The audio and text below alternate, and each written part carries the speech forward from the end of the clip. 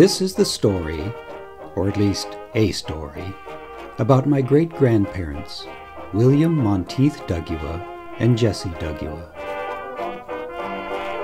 Jessie and Mont, as he was called, were married in Plymouth, England in 1891.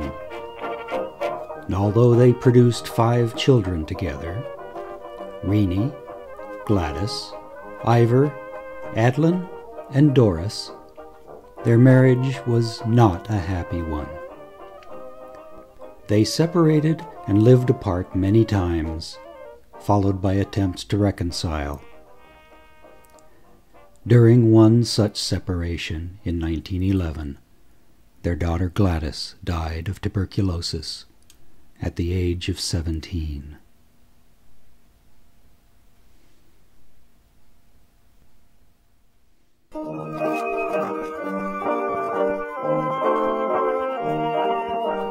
Their oldest daughter, Renee, was in love with a young man named Alec MacDonald. Alec moved to the United States in 1912 to work, and Renee followed later that year and arrived in time for them to be wed before the year ended. She was superstitious and thought it would be bad luck if their marriage license read 1913. They settled in Cleveland, Ohio, and had a daughter, Claudia Doreen Violet MacDonald, born on the 4th day of January 1914, thus again narrowly avoiding the dreaded unlucky 13. Back in Plymouth, things between Mont and Jessie continued to deteriorate. It was said that he was an alcoholic and was verbally and emotionally abusive to his wife and children. Whatever the circumstances, by 1920 Jessie had had enough and felt the need to sever all ties with her husband, though they never divorced. And at Renee's urging, Jessie sailed for America with her 2 teenage daughters and their little dog, Jixie. 22-year-old son, Ivor, remained in England, as he was then serving in the Royal Flying Corps. A few years later, Ivor, his wife, and young stepson made the transatlantic journey to visit his mother and sisters in Ohio. At his father's request, he tried to convince Jessie to return to Plymouth, but she wouldn't hear of it. And shortly after Ivor and his family returned to England in 1926, Ivor Jr. was born.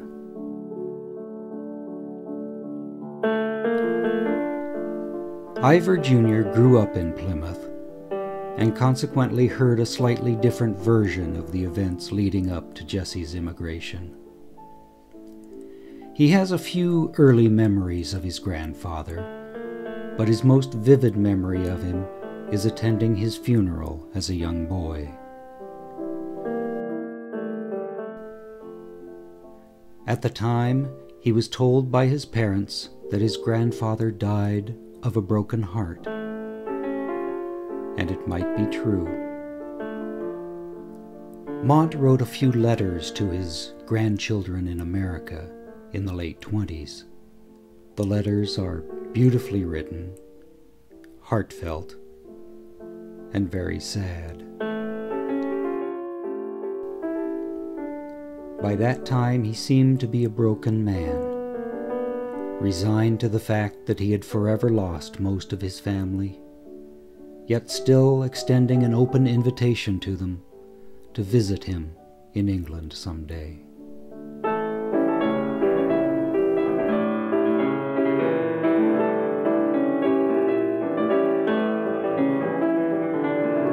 As a young man, Ivor Jr. had occasion to meet several people who had known his grandfather, and all said he had been a gentlemanly and well-respected man who enjoyed a drink.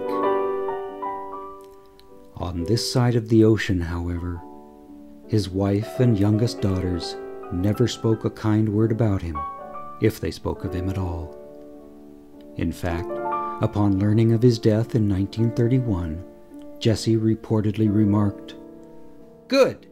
If I was there, I'd dance on his grave." It's not uncommon for people as they get older to let old grudges fall away to soften their opinion of one-time enemies and become more willing to forgive.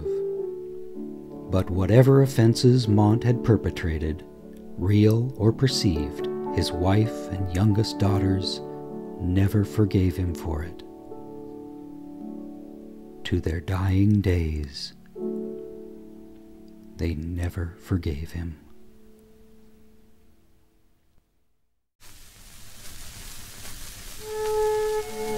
Whatever actually happened a long time ago, and the people who were there are all gone now, so we will never know the full story and the whole truth.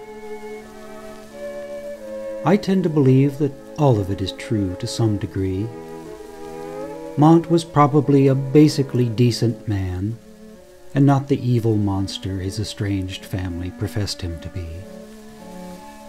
He was undoubtedly troubled, which led him to drink, and under the influence of that drink, he treated his family very cruelly. It's not unheard of. And although I have very little sympathy for abusive alcoholics, I tend to cut Mont a little slack, merely because his side of the story never got a fair hearing on this side of the ocean. It's rumored that he'd even been ostracized by his own family somewhat, that he inherited very little, if anything, from his own father. The bulk of the estate and family business going to his brother, Randolph.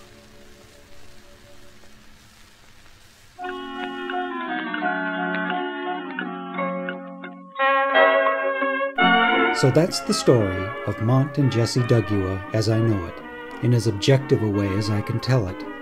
There are a million truths, lies, embellishments, exaggerations, and unanswered questions connected with it. Mont and Jessie have over 60 direct descendants, most of us living or having lived in America as a result of Jessie leaving her homeland because she felt compelled to escape her husband. Second-guessing or passing judgment on either of them at this point is purposeless. The way Mont and Jessie lived their lives, whether they were good or bad, villain or victim, their actions, virtues, failings, and the decisions they made in that long-ago time are why we are who we are in one country rather than completely different people in another. We wouldn't even exist if Mont and Jessie hadn't been who they were and did the things they did.